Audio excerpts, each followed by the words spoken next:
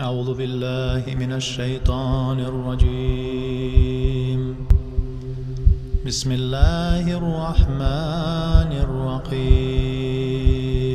Имам Аль-Хадими, автор книги Аль-Барика, пишет следующее.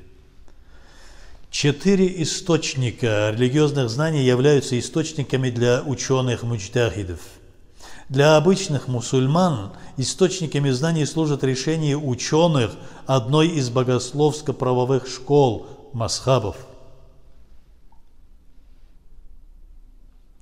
Так как не дозволено принимать решения по аяту или хадису, толкуя их по собственному разумению.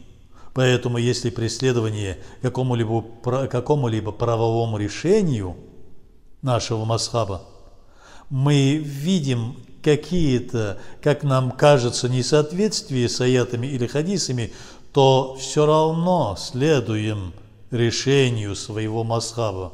Почему?